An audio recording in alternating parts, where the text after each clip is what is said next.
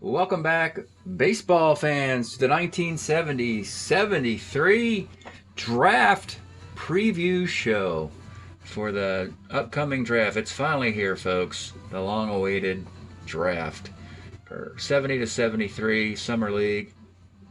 The general schedule is, let's see, this was done a couple years ago for the other season, 69-72, last year's season. Generally, the draft is held in the week of St. Patrick's Day, and the regular season is played through Major League Baseball's All-Star break, and that's the date it was last year. Of course, with 6 series, and this was all kind of laid out last year. I'm not going to repeat it again here. But then there's a postseason tournament in August to determine seeding. Then the playoffs begin and wrap up around Labor Day.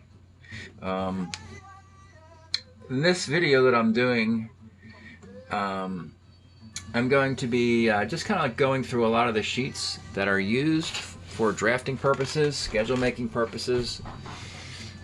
And this will be a 2-part video. The second half will be with the camera on, showing the draft headquarters with the boxes and the way the cards are stored and prepared for drafting purposes to make the draft process go easily. It usually takes me, I break the draft up onto several nights of the week, usually Tuesday, Thursday, Friday, Saturday, and a big long day on Saturday, and then Sunday is usually just any corrections.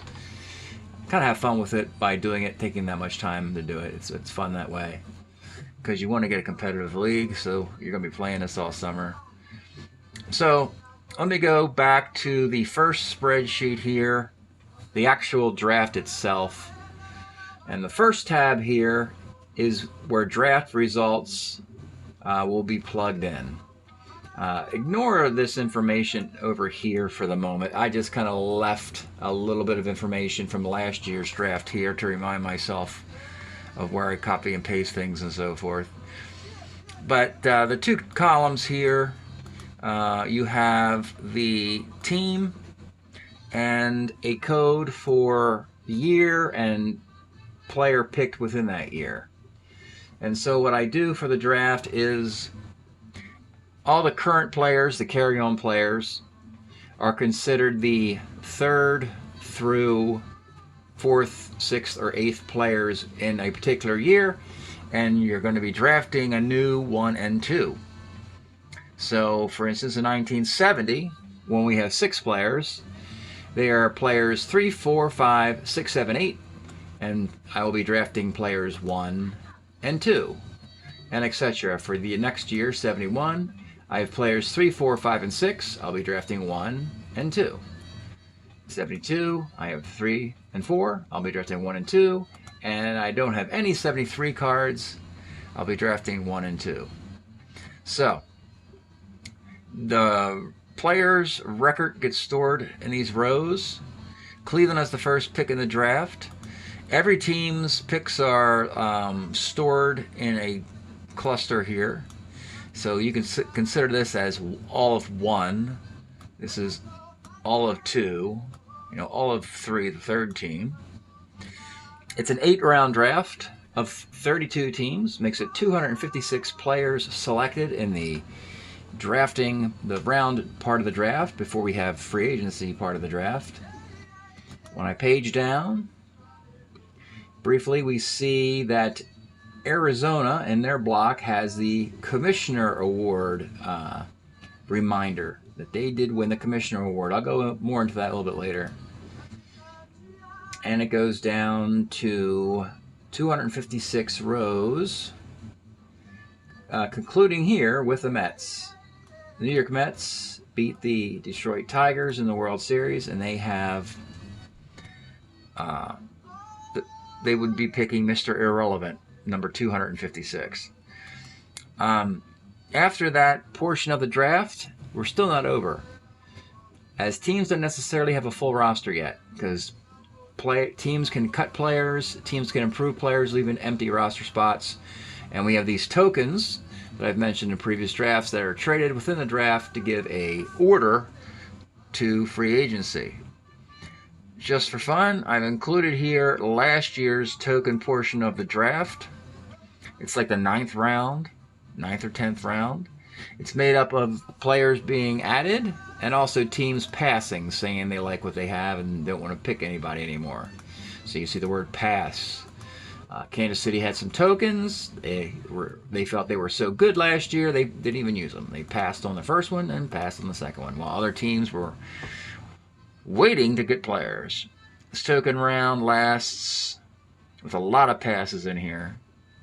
And while we're looking at this, since I brought it up, I want to mention the 2 World Series teams and see, were there any insignificant players taken in the token round of the draft? I'm going to start with Detroit. And Detroit needed a 1969 player, and they took Kevin Collins, 22-year-old, who hit 213, 268 on base, 353, 621 OPS. Those are not very good numbers. I don't have to tell you that, because that's all they could find, to be a third base platoon for the Tigers. And the Tigers would go on to lament the fact that they did not have more pop at third base and shortstop last year. So what did the Mets do in their portion of the token round of the draft last year? You have to scroll down until they get their first guy. And here he is. Frank Johnson would be a corner outfield. He played for St. Louis, actually. He hit 273 with a nice 357 on base and a 360 slugging. Modest numbers, but decent numbers for a corner outfield to be a defensive platoon with Ken Singleton, who eventually, Ken Singleton won the job outright because he hit 360 last year for me. So Johnson's role was diminished, but he helped the Mets win a World Series. And the Mets also added one more player here. Here he is, their 8th and final pitcher. They literally didn't even need him. They had the best 7 pitchers in baseball, it seemed. But their 8th pitcher, all the Met prospects were eaten up by other organizations, so they took Bill Zepp away from Toronto, and of course Toronto didn't exist. They took him away from Minnesota, who he actually played for in 1970. And Bill Zepp in 70 has a 3.22 ERA in 151 innings, and he was a reliable, long man in the bullpen. So it just goes to show you that even in the token round of the draft, you can find some important players. At the end of the token round, you get teams that pass. And that's where the drafting and the roster building is stored. The next sheet is where I stored the elimination of teams a year ago to create a new draft order, where again Cleveland had the worst record and gets the first pick in the draft. Each team starts with 5 tokens in the postseason, and then when trades are made, you gain or lose tokens. And a cumulative token count is in this column here. 5 times 32 teams means you start with 160 tokens, and you finish with a net of 160 tokens. But teams might have 4, 5, 6, or 7 of them. Most of the time, it's just 1 token moving back and forth. This particular offseason, it was 2 tokens were involved in the Willie Mays going from the Giants to the Mets, but much sooner than it actually happened. The 1970 Willie Mays card was moved, not the 73 card. So he gets to the Mets much sooner with some more legs under him, but it cost the Mets 2 tokens sent to the Giants in the deal, along with Ken Singleton. So then the next sheet, the third sheet here, is called the 2560, which is the 2,560 players that is comprised of the number 640 players in a league in a particular year. Multiply that by 4 and you get 2,560. At the very bottom, start from the bottom and work our way up to the top. Row 2,560, and this color purple indicates a nameless card that I wrote into the league by grabbing stats off Baseball Reference, never using or no particular plan to use any of these nameless cards, but they were used to redistribute the talent through the 32 teams for each individual year. but these cards will not be used in the draft. So there's a lot of them for the 4 years, meaning that you see this row here, 2337. It's really 2,337 Strat-O-Matic cards eligible for the draft. And again, if a guy's, you're not going to be put in the league twice, so all 2,337 cards are not eligible because you have a bunch of players who are in the league every of the 4 years. This next little group here are your 1973 guys who are currently not in the league, and there are a ton of them because 73 box has not been used yet. I also have the defenses stored because I was using, of course, the 1969 and 70 reissue sets that were produced in the 80s with E-ratings on them. But these, of course, our first edition 1973 set does not. So I computed all these E-ratings for these players. And then this column here, this number here is the year.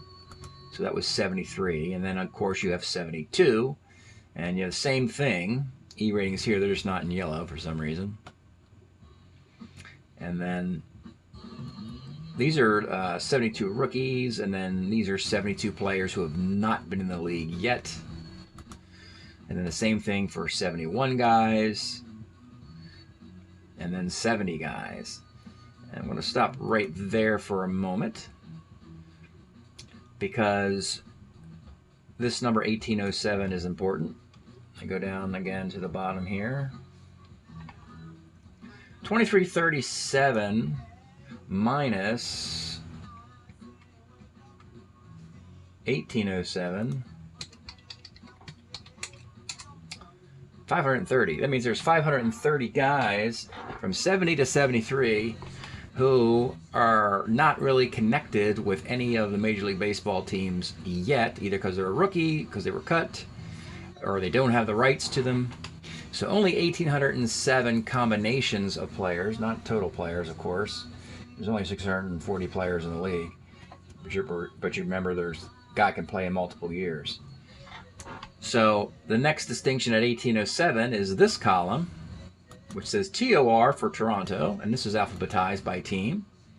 And so we're just going to just scroll up here from Toronto at the bottom, and it scrolls all the way up, 1,807 players involved in the Carryover League with some layer of protection, going all the way to the top with the first record for Arizona. And you see each team has maybe 50 to 100 records involved. And the color coding, the green means actual tangible cards presently on each team. Each team has a dozen guys ready to go. So that's 60% of your team is coming back from last year, post the trade carousel and off-season trades. More trades can happen during the draft, but everybody starts with 12. And then you have 4 more guys are keepers, but you got to pick a year. Like you've got Chuck Dobson in blue, Daryl Knowles, Popovich, and Ken Tatum. And they can have up to 4 or at least 1 year.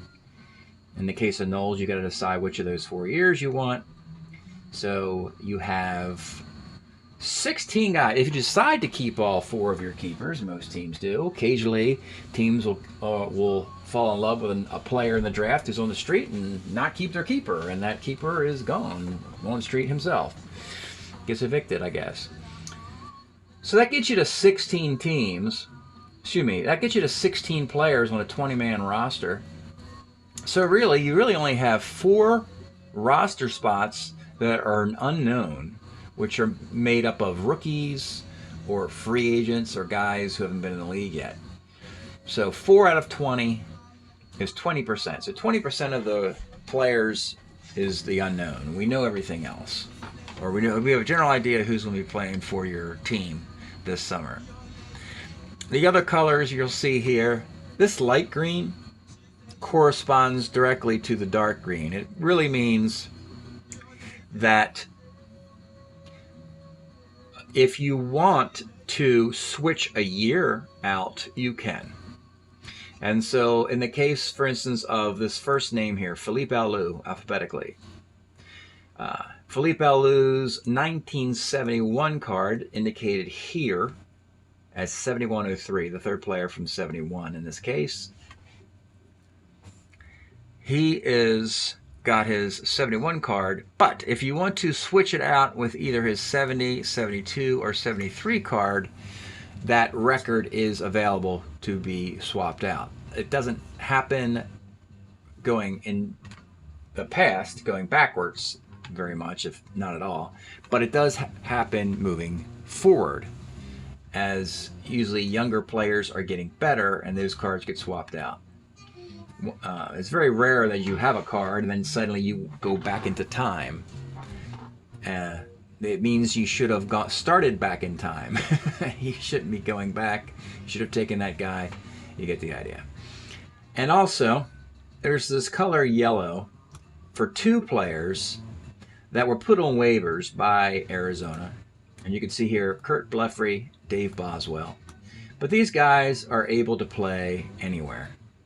They are currently stored in Arizona because a lot of time they have to be stored somewhere, and a lot of times guys who are put on waivers end up re-signing with a team that put them on waivers. So Arizona could elect to bring Blefary and Boswell back, but the rest of the league has the availability to go grab them. So you see, in the case of Arizona here, speaking of Arizona, let me switch topics again to the Commissioner Award. Remember, I mentioned the Commissioner Award over here. So Arizona won the Commissioner Award. Well, I happen to have the stats of last year up as well. And the Commissioner Award is a factor of the pitcher on your team who's pitched the fewest innings, that number multiplied by the number of at-bats by the player with the fewest at-bats. The team with the highest factor of those two multiplied by each other is considered to have most effectively utilized all spots on their roster and therefore win the Commissioner Award. These numbers in this column are each individual team's Commissioner Award numbers, and Arizona had the highest number at 1,900. I can actually go back up. This is last year's stats, so I can kind of take a peek here behind the curtain and see how that happened. And when I do that, I find that the innings pitch would be 25 innings by Phil Reagan. So 25 times, and the at-bats, the fewest at-bats, 76 at-bats by Kurt Blefary, who you just saw was put on waivers. And 25 times 76 is 1,900, and that is the factor that wins the Commissioner Award. So why do I do that? Let's go back to the draft order. And that is over here.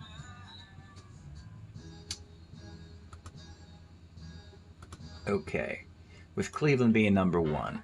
So, in an effort to keep a team from tanking in the draft, because this is what happens, you see it in the NFL, you see it in the NBA.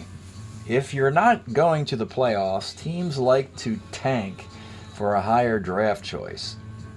So there has to be some incentive for teams to play hard down the stretch when the playoffs aren't in sight. And part of the draft, that's the nowhere man's part of the draft, are teams who are sitting around 500 or just miss out on the playoffs. You want to be, of course, down here with the royalty of the league. Mets, Tigers, Red Sox, Giants. Mets, Tigers, Red Sox, Giants, Reds, Angels, Dodgers, Oakland A's, Baltimore, picking at the bottom of the draft. You don't care that you pick that low because you're already great. Or you want to be at the top of the draft so you can find some talent with your last place teams.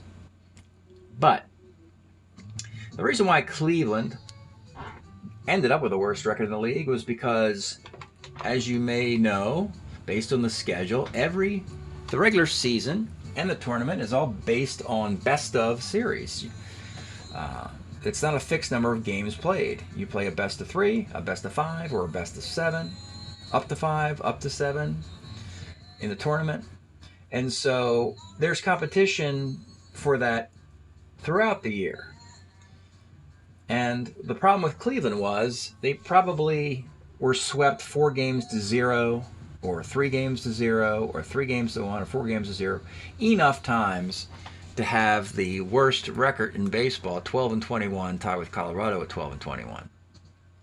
Well, let's scroll down here to Arizona, and you see they were 18-24. They both missed the playoffs, and their seasons ended at the same time. But number of games played, Cleveland only played 33 games. Arizona played 42 games. That was a team that played some of the highest number of games. So it only stood to reason that they would get the highest number of innings pitched and plate appearances. They were trying to win, and with an 18-24 record, I'm guessing that they probably lost 4-3, 4-3, 4-3. They lost really tight a bunch of times. So the Commissioner Award decides to reward the middle team instead of rewarding the worst team.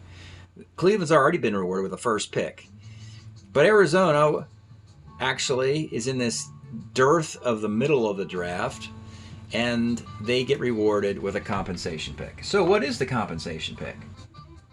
Well, the compensation pick is the 33rd pick in the draft. After round 1 and before round 2, Arizona gets the 33rd pick. Basically, it's their 8th round pick would be vacated and moved up to pick 33. And of course, in the draft, in the second round, Cleveland would have pick 34. So you see, Cleveland picks first, but they don't pick 33rd. They pick first and 34th, with Arizona picking 33rd. And all Arizona did to get the comp pick was use the players they had as much as they possibly could and try as hard as they could to continue to keep their season alive. And that's the kind of team that gets rewarded with a Commissioner Award. All right, so with this first sheet explaining the how that is inserted, and then looking at token round draft players, and then seeing the teams that have plus and minus tokens, looking at the 25-60. Let's move on to some other sheets used for the draft. I'm going to look at the schedule. And the schedule takes about a minute or two to generate because the template for the schedule remains the same year in and year out. And divisions are rotated and order of teams is rotated. And I also have the actual schedule of when games will be played. With the World Series, will be on Sunday, 22. September 4th, 2022 will be the World Series.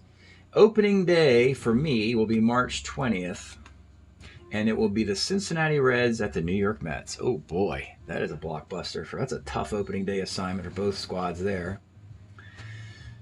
It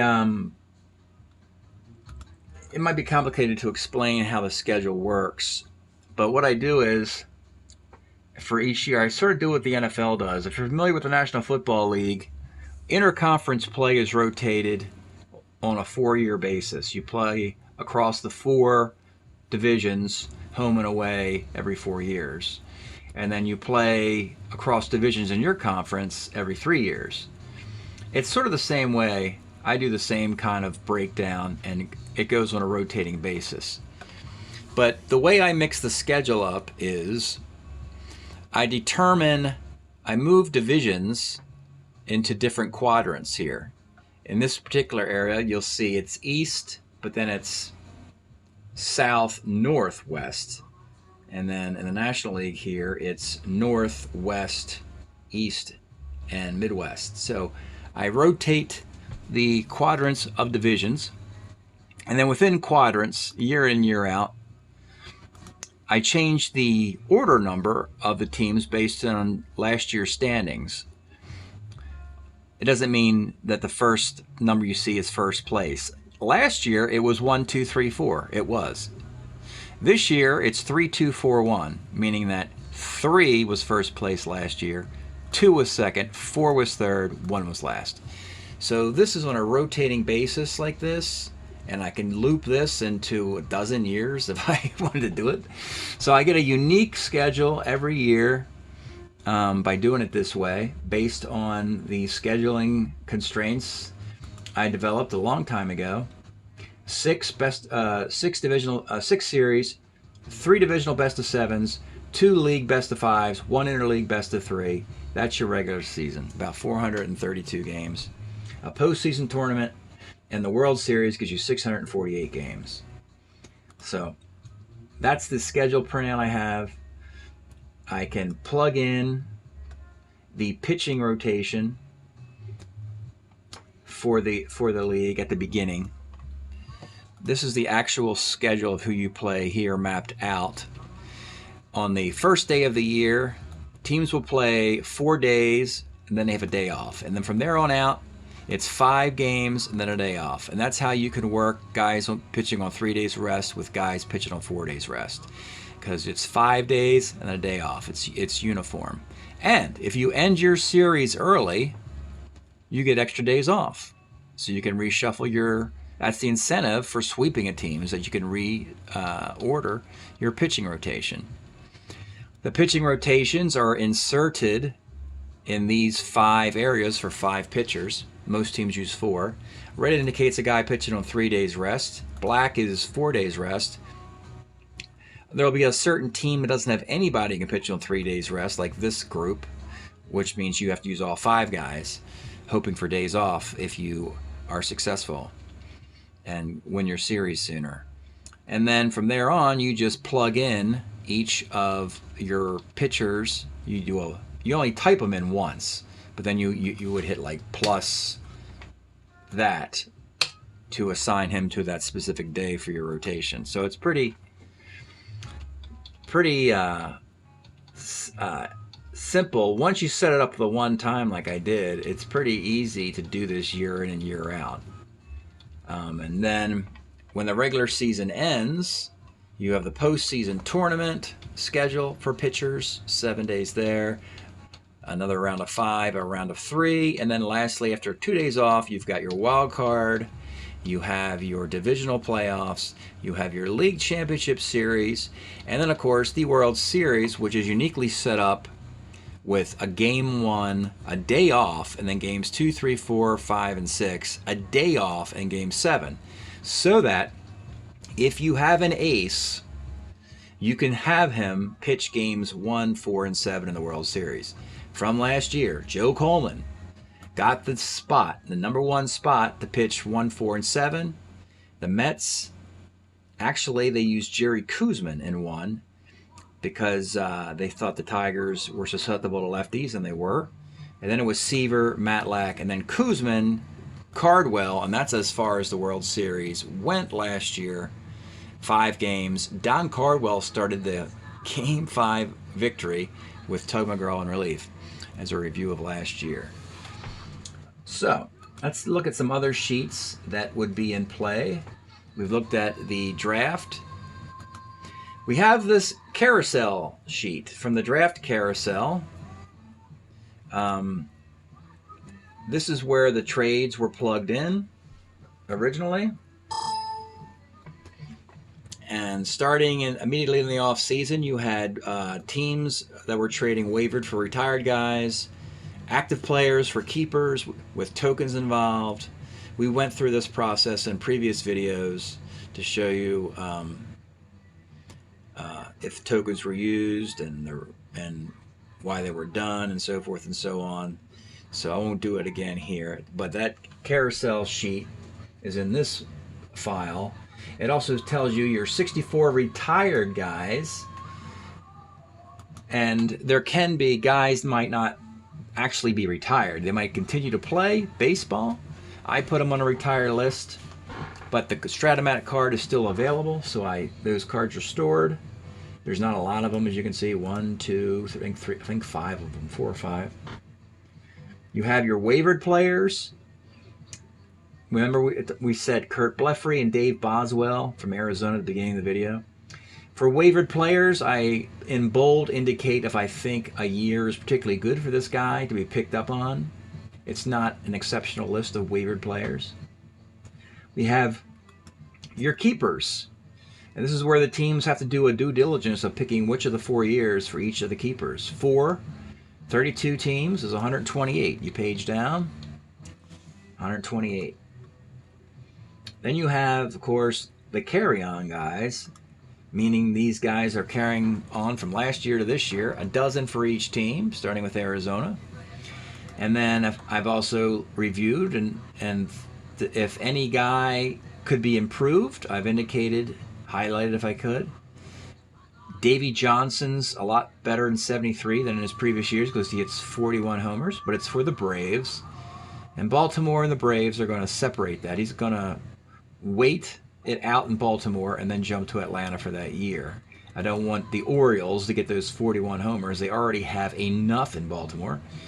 And the Orioles aren't going to let him go to Atlanta sooner than they have to. Kind of like Joe Morgan, we'll get to that. I've noted that Bill Lee would get a lot better for Boston. Billy Williams has a remarkable 72 in addition to a 70, which is kind of cool for the Cubs. And you get the idea. You could see highlights if a guy should be. Here's Joe Morgan indicating in red, excuse me, when he is a red in 72 and 73. But that compensation will occur in a couple years. It'll be a little bit different than it actually was. So that's what this spreadsheet looks at. All right, next are the actual sheets for a gameplay during the season. Oh, yeah. The new game player for playing a game in the off season. The fonts and colors are redecorated with a team that won the World Series. In this case, it was the New York Mets. And this is the closest font I could find to a New York Mets font, which is got a copyright on it or something, so I can't even use the Mets font or something like that. It's the closest one I could find. So this is the hideous looking color scheme that you all will be looking at this summer for the Carryover League. Thank you, New York Mets. We also have the stat file from last year, which currently has information from last year, but that's fine because as soon as I play the first game, it writes on top of last year's information and zeroes out the previous year's information. And lastly, I just want to mention some other printouts that I do. This template, for each of the card boxes, I put a sheet of paper with each year and indicate the first 4 round picks who for each of the years 72, 71, 70, 73. I also print token pieces of slips of paper out for each team. So they start with five tokens, and already the numbers are down to 3 and 4 or 5, 6, and 7. All the keepers are also have little slips of paper that are stored with the team so that when they, just like turning in the card to the commissioner, you write the pick number down next to the player and turn that card in when you draft. And lastly, let's just assume I'm going to make a draft pick here. And I'm going to, spoiler alert, it's actually going to be the pick. So the first pick in the draft, Cleveland is going to take Frank Robinson. And I'll show you how this is done quickly.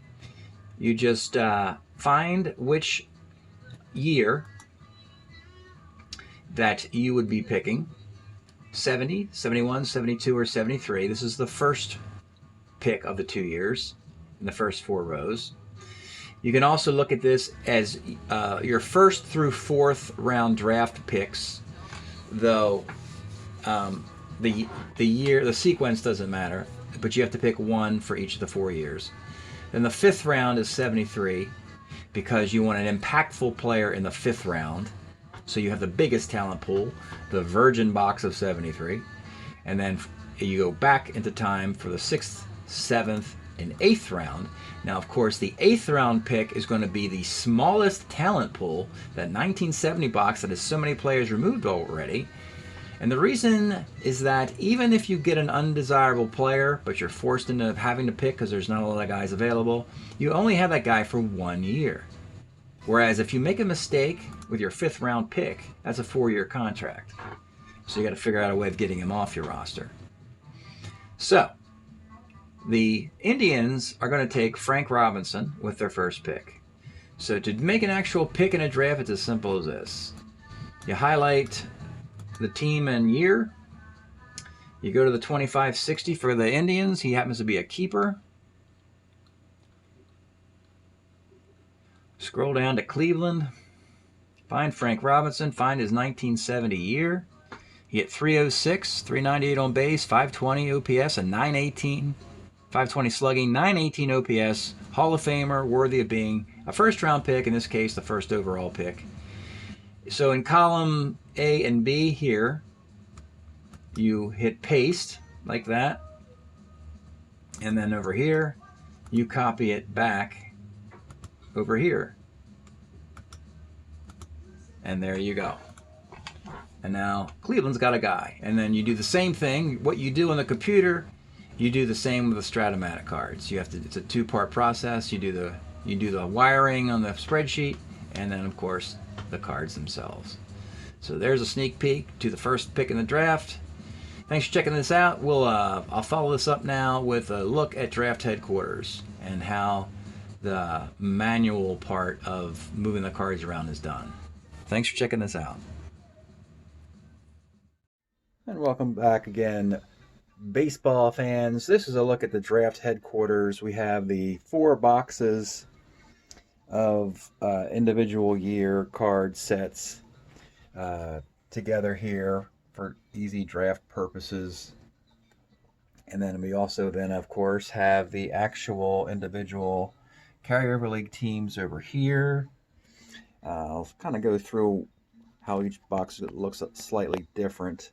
This is the 1970 box.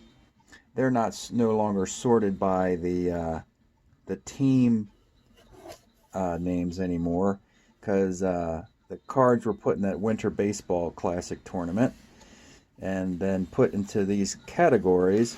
This green stack of cards reflects the green carry-on guys, meaning that all the players here are already carrying on in the league in the years of 71 or 72. Now this section here, the blue, are your keepers. And then in year 1, you hope to have all 128 keepers available, as they are most likely a keeper's most likely going to come from that first year, unless he happens to be a particularly young player. When 4 years out, he develops. Okay, and then you have the yellow waiver is exactly 64 cards. It has to be 64. The idea is that you want a waiver class in that first year in case you're not happy with what you have as keepers. We have a small little group of retired players. You're going to say, well, why are they retired? And it's like, well, I pushed them into retirement because they weren't very good. If they were good, they would have been in the waiver list. So the retired players are what's left over after you evaluate if a guy goes into waivers or not. So that's why you have the retired players here. And you can draft a retired player, but again, they're not very good. Then you have actual cards of players. These are hitters, starting at catcher through outfield, who have not been in the league yet. And the same for pitchers, starting with lefties, of which there's just a handful, and then righties. And then, of course, nameless cards that are added to the league to get to 640. And then you have the empty Major League and Winter Baseball Classic card holders. As you can see, I have these individual box. When a guy gets picked, they also denote the team and player here, if it's a new player or if it's an improved player. And the object is, for the first 4 rounds, I want to fill up all of the 4 boxes for a player in each of the first 4 rounds here. Rounds 5 through 8, I don't track that. So the second year is, of course, 1971, and you'll see that this box is actually sorted by teams. And then you'll notice that we have the waivers section in the back is smaller because it'll shrink year after year as players get further removed from being put on waivers. And then you have a list of retired players and guys who haven't been in the league yet. These get smaller, and in each of the teams we basically just have the keepers in here. Now in the third year, in this case 72, notice I have bags for these now. I also keep the rookies from last year who didn't get drafted with the current team, plus the keepers. So when you look at the waivers and retirees, it's even smaller. And these are actually extra card sets, believe it or not. So the waiver and retire list is very minute here. And then finally, the brand new year of 1973. This would reflect an entire card set for 1973. 640 cards, including nameless cards, which are in a bunch right there. And your rookies and your keepers, they're all together. Carry-ons, retirees, they're all together in the card sets. I just happen to be making a draft pick, and the team is actually on the clock. I'm actually, as you see some names written down here, I'm about 20 teams in, and so I started to make this video. Las Vegas is on the clock here. I don't know if I can do this one-handed, but the player they're going to take is Blue Moon Odom. And they're going to take his 1972 card, which is here. And so that's Culp, Kubiak, and there's Odom. Yeah, that's the card. 251 ERA, 194 innings. Yep, that's going to be the first round pick of Las Vegas's team. This he would have won a World Series ring for the Oakland A's. So for an expansion team to get somebody like that, that's a good get. So what I would do is on the box here, there pick 21 under Las Vegas. He is an improved player. I just would write Odom there, put 121 there. And of course, the last thing I do before I store him is to take a picture of him. This will be fun. Me taking a picture, me taking a picture. He gets his picture taken. It's picture day. That was interesting, wasn't it? And that picture goes into the videos I make for YouTube. And then he gets stored into Las Vegas. Then we move on to the next team, which is Kansas City. So that's just a general look of how the headquarters work in conjunction with the spreadsheets. And this is a fun process that keeps me busy for about a week. A couple hours a night here and there. It's a lot of fun to do. And it leads to a great fun carryover league. Hope you enjoyed this setup video. We'll see you next time.